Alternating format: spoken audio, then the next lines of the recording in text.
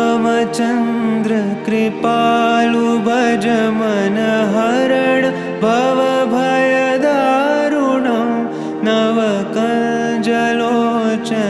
कञ्जमुख करकञ्ज पदकञ्जारुणं श्रीराम श्रीराम श्रीराम श्रीराम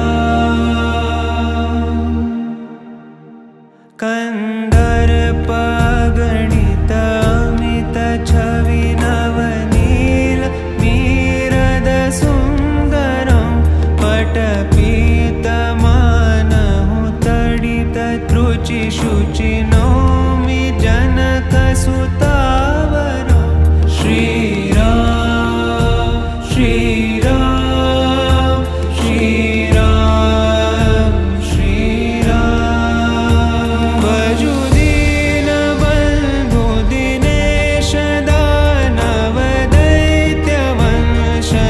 दैत्यवंशनिकन्दनं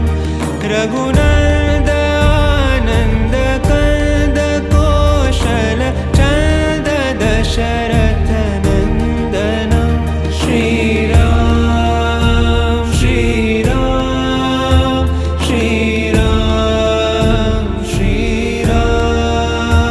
शिरमुकुट कुण्डल तिलक चारु दारु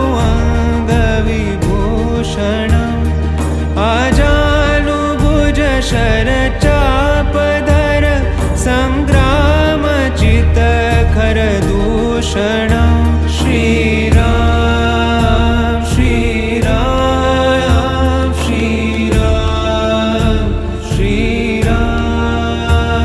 इति वदति तुलसीदास शङ्कर शेषमुनि